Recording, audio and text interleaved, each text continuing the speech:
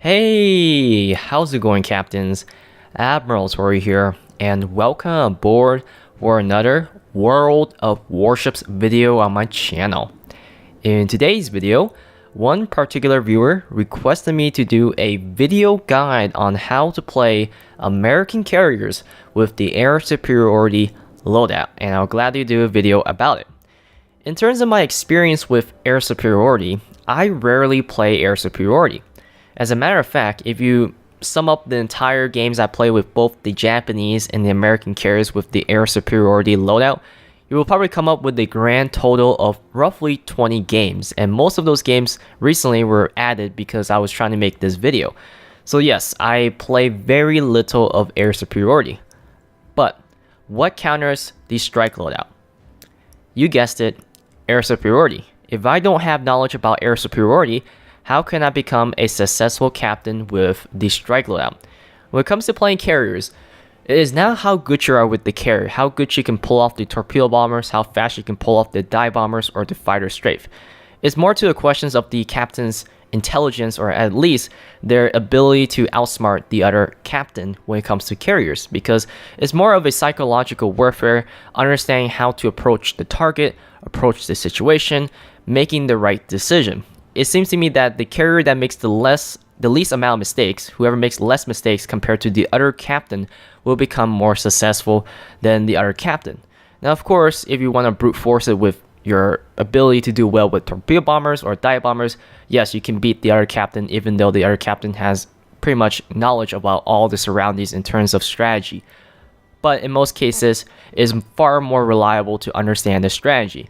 You just don't bring in your torpedo bombers or your dive bombers straight into the battle without thinking about your attack pathway or how you're going to attack a certain target. You got to understand your map surrounding, how you're going to attack the target, which target you're going to pick on, a battleship or a destroyer, which one's more reasonable to attack. If a destroyer is alone onto a capture zone, you see your friendly destroyers trying to capture the flag, it might be ideal to take out the destroyers and try to win that capture zone. Or try to take out a big battleship, which increases your chance of winning the game. So yes, it's all about strategies, not how big your gun is, but how you can outwit the enemy captain. So, Air Superiority. Why Air Superiority on the American carriers especially? Well, when it comes to wargaming's logic with the carriers in this game, in terms of the strike and the Air Superiority, the Japanese carriers will do a better job with striking, and the American carriers will do a better job with Air Superiority. The biggest reasons why the Japanese does a better job with the strike loadout compared to the Americans, especially from Tier 5 to Tier 8, is because the American carriers don't have fighters, which means that it is preferred or recommended that as the American CV captain that you run Air Superiority from Tier 5 to Tier 8. Now yes, Tier 7, Tier 8 are pretty nice carriers when it comes to Air Superiority. At the same time, they're pretty nice to run the strike loadout because they also have a huge reserve to dispense the planes that you're using, especially on the Lexington, because that is the first carrier that you get the 1,000-pound bombs. But if you're facing a competent Hiryu or a competent Shokaku captain, the thing that gives the Japanese much more advantage, a higher advantage over the American counterpart, is that they're much more flexible with their strike loadout, which means that American carriers theoretically on paper will do more damage than the Japanese, but the Japanese can counter Americans because they have fighters in their strike loadout, which means that a really good Shokaku can shut down a Lexington, which earns Air Superiority and do more damage than the Lexington, and scout and have control of the map, which is why most people prefer that you play Air Superiority, because American Air Superiority is better than the Japanese, even though the Japanese run Air Superiority, which you rarely see. I think the most popular carrier to run Air Superiority on the Japanese carrier is probably the Tier 6 Ryujo, because the Ryujo is the first Japanese carrier that can actually compete against the American Air Superiority, since she has 3 squadrons of zeros. But the point is that most Japanese captains run the strike loadout, and most American captains, if they want them to be effective, should run Air Superiority. Now, what is better, strike versus Air Superiority? Depends on the captain's preference. But I can certainly tell you that statistically speaking, the strike loadout has a bigger outcome compared to Air Superiority. And the reason why is because you're pushing the responsibilities of the game towards your team. You are the protector. You are the knight of your team, which means that you have to have absolute control of the sky. What wins you the game? Objectives and sinking ships. Air superiority cannot achieve that. What they can do is assist the outcome in terms of you trying to help your team. So communication, providing information, relaying stuff like, the enemy team is going to B and C, we should send some battleships to B and C, or send destroyers to A because B and C is scattered with a bunch of cruisers and destroyers that you don't want to send your Japanese destroyer there. It really comes down to your team decision to listen to you. You are the commander of the team. But in reality, although air superiority sounds very pleasing to win the game because if you work as a team, air superiority is very powerful, the reality is that not many people like to listen to you, which is why the strike loadout tends to do better with the winning aspects of the game because the strike captain can win the game by themselves. They have a higher chance of actually winning or at least contributing to the win of the game. Air superiority can't really do much, can't really change the outcome because you're moving the responsibility of your team in terms of trying to win the game, all of it to your team. So what you can do is deny the enemy carrier who's running air superiority or the strike loadout and in hopes of your team doing all the heavy lifting because you're there to assist. Now, of course, if the world was ideal, air superiority is probably better than the strike loadout. If people listen to you, communicate, they're going to appreciate you. Now, in terms of people's opinion about air superiority, aircraft carrier communities absolutely view it as a taboo because they hate air superiority. Air superiority can just shut down any carrier. Even air superiority themselves, it just negates itself actually. But strike captains, if you're going against a decent, if not good, air superiority captain, you're screwed. You're absolutely screwed because you cannot win against air superiority. They outnumber you with fighters. Fighters is what determines the air power.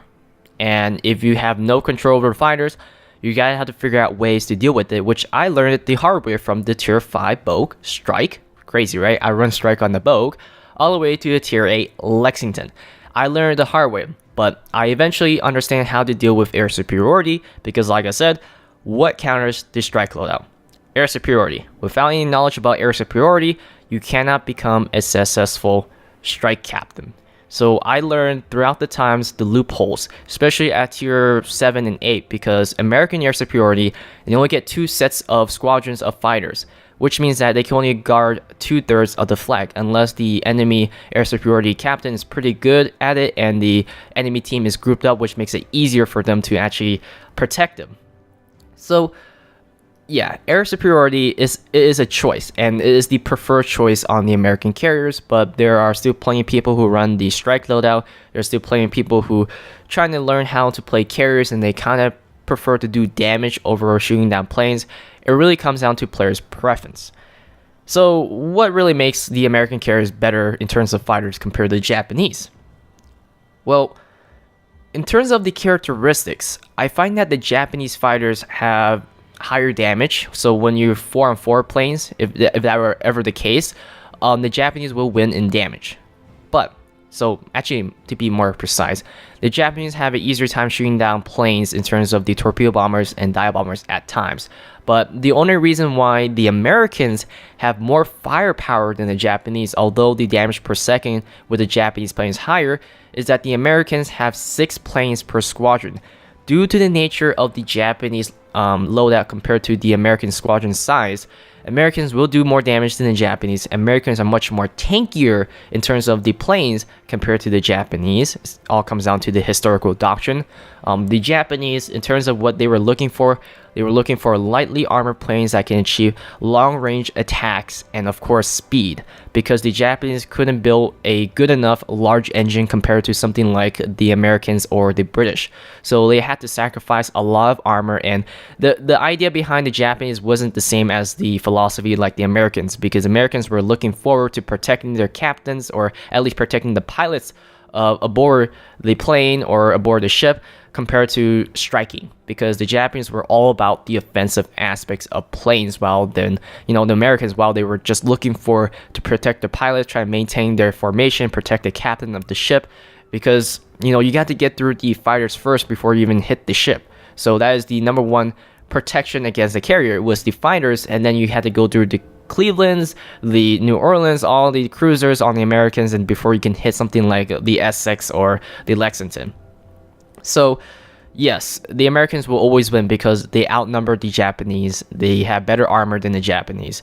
And in terms of speed, they're very similar in most tiers. I don't really pay attention to speed because you don't really chase after fighters that well. Even if they have a slight speed advantage, it doesn't really worth to try to chase down the fighters. Eventually, they will reach a point on the map where they have friendly support with anti-air. So yes, it is preferred to run the air superiority on the Americans, although it is viewed as a taboo in terms of the aircraft carrier community. People just hate you for doing it. I got reported several times for playing air superiority making this video, but at least the biggest point of air superiority is that your team loves you. They will love to see that you run air superiority. The problem with air superiority, aside from being hated for playing air superiority against the enemy carrier because the enemy carrier life sucks that hard, is that air superiority tends to have less XP or less credit compared to the strike loadout. And like I said, you have a lower chance of outcome in terms of affecting the consequences of the game because you are pushing the responsibilities to your team. So you're the protector of your team. You are the knight of the team. Your job, like I said, is to have absolute control of the airspace, absolute control of the planes, and pretty much dictate the decision of the strike captain. He has to make a choice. He has to sacrifice something in order to get through your air superiority. And the way you play air superiority is trying to control the map. Now, a lot of people think that you just click and shoot down planes. That's the concept of air superiority. That is only the tip of the iceberg here. Air superiority, there's a lot of things going on. You see, a strike captain, they spend most of their time planning their attack. If you're really good with striking, you just don't go in blindly attacking any ship. You have to plan your attack. You have to pick the right time, the right target, and use the right planes when you're attacking in terms of waves. Should you sacrifice all planes at once because there's a fighter there, or should you go in one by one to get the most effective way of taking out the damage control and then also using another dive bombers to set the ship on fire? It really depends on how you attack different ways. Tora. It doesn't matter what Japanese, American tactics. It really comes down to planning before you attack. Because if your planes are spotted, your plan is pretty much blown away. It's just compromised. So it's very important to plan your attack. So they spend most of the time planning.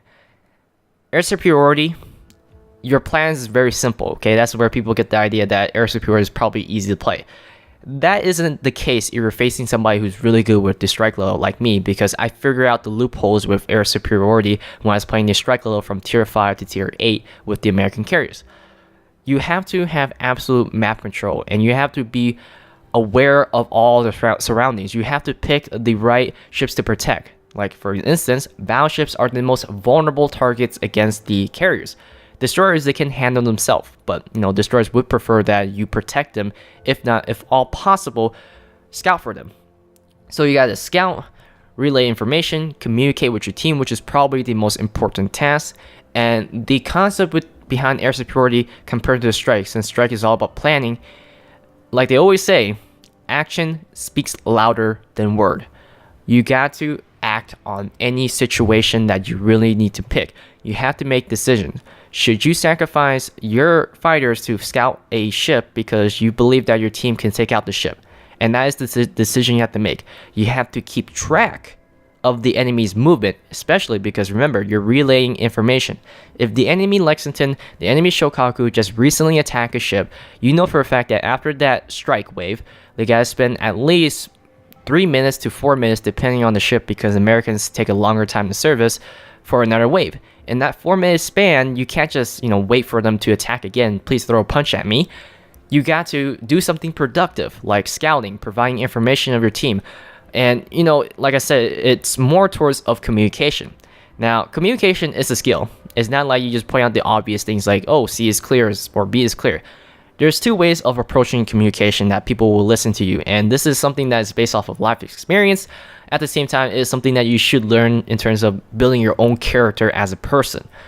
There is the person who suggests the attack, and there are the person who demands. People don't like demands, and plus you're liable for the demand. If I say, oh, C is clear, please take C right away, you're demanding the person to do it. You should take C. You should do it. It's declarative. You're asking them to do it, and you're expecting them to do it. You're demanding like you're the manager or the boss of the situation. People don't like that. Let's be honest. We don't like being, told to do what we should do in the game, especially in the world of the internet, because people will just yell at you for doing it. While someone who suggests saying that, oh, I believe that C is clear because I recently cleared out the C flag. Destroyers, if you can, please take C. If you can, or if you wish to. And, people are simple-minded saying that, just tell them to do it. Why you spend the effort to make them do it? Well, when you suggest, you're not liable for it because you're just letting them know that C can be possibly, surrounded by destroyers on the other side of the island, but C seems to be clear. So if you demand them and they go in and they die, guess who's responsible for that death?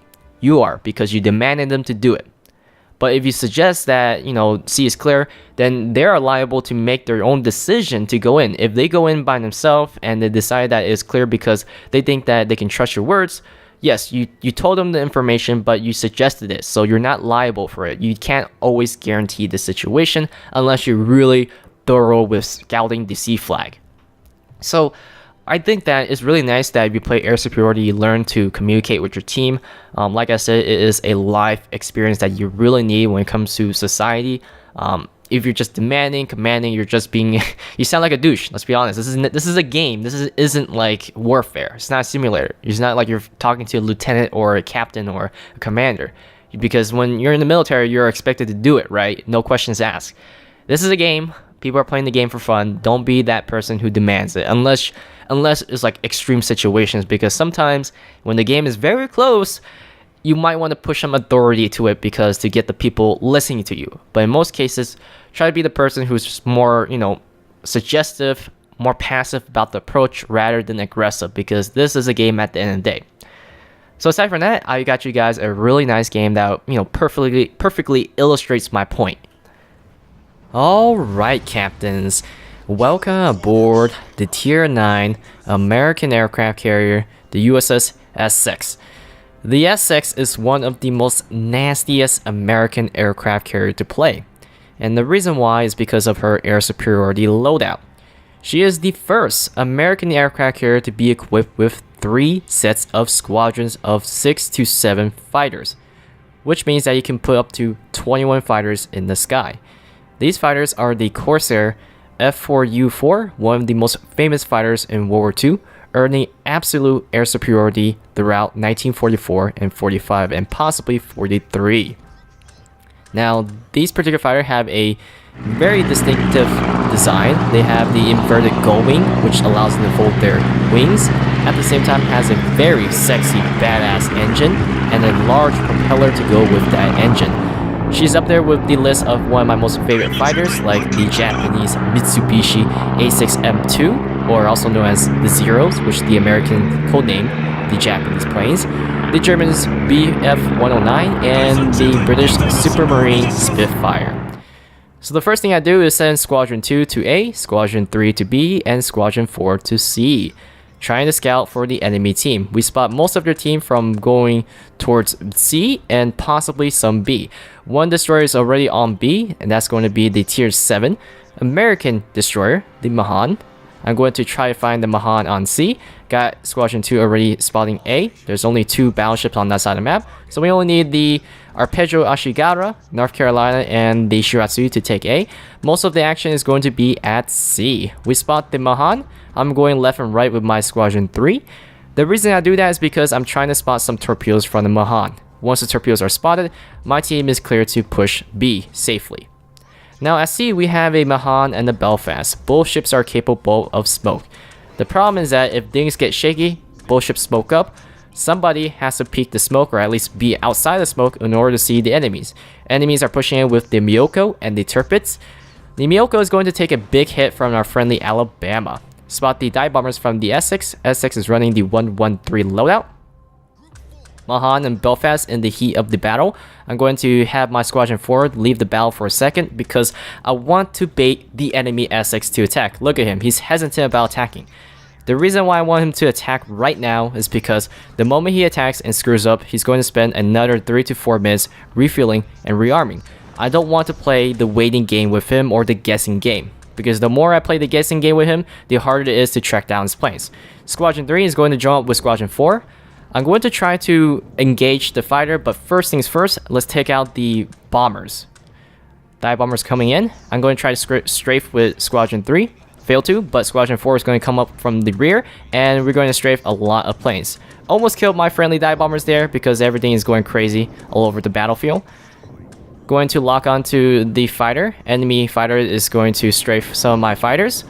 Going to lock on with the Squadron 4, and then Squadron 3 is going to come from behind and do a strafe while Squadron 4 strafes out the battle. Like I said, I almost strafed my fighters here and my dive bombers. Going to drop the bomb on the turrets. Now notice that both the Mahan and Belfast are smoked up.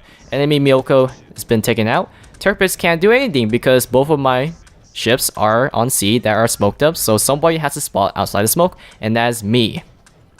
Going to send Squadron 2 to the west side of the map because I noticed that the Arpeggio Ashigara is struggling against the Shiratsuyu, which is equipped with 16 torpedoes. Our friendly Shiratsuyu was able to take the A flag.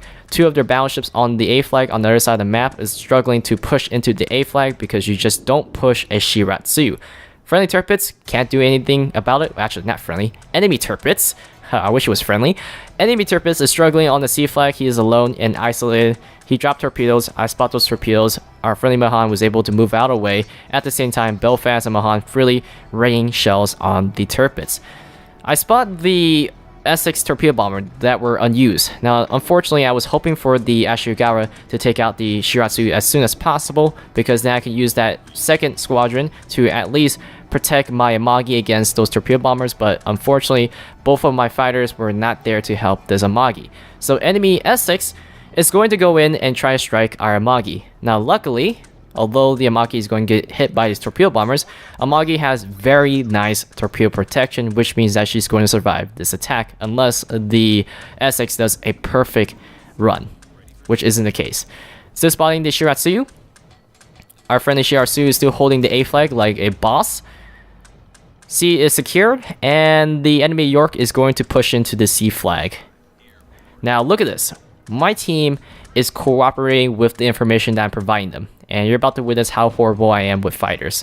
Yes, I'm not the greatest fighter player out there. Like I said, I play mainly strike, so I'm not used to fighter strafes. Spot the Mahan again. This Mahan has been on B in forever. Enemy York, suicidal. He's going to the C flag. Enemy team is completely panicking. You notice that we have controlled the map because of air superiority. At the same time, our team is capitalizing on this information. Still spotting the Mahan, hoping for the enemy team to make a mistake with the Mahan, or at least the Mahan trying to be taken out by my friendly team. York is about to be taken out soon. Now, the Shiratsuyu surprisingly is still alive, the enemy Shiratsuyu. The North Carolina Interpus on their team is still struggling. Now, geographically, if you look on this map on hotspot, we have the terrain advantage over them because of that island on A. That A island is blocking the pathway to push into A for the enemy team. At the same time, our Shiratsuyu is dropping torpedoes, so you don't want to push into A against the Shiratsuyu, like I said. Going to dive bomb the turrets. Remember, like in my Lexington guide video, American dive bombers' preferred targets will be the big targets, so battleships and aircraft carriers. Because the moment you drop your bombs and you screw up, you're going to be spending another 3 to 4 minutes for another round of attack. We land 6 dive bombs, 2 fires. Going to spot the turret's torpedo for my friendly Mahan to dodge those torpedoes. At the same time, responding the enemy Mahan. Enemy Mahan can't do anything because he is being spotted by my fighters, while our friendly Mahan is sitting safely in the smoke. Spot the enemy Essex, expect him to do another attack in 4 minutes.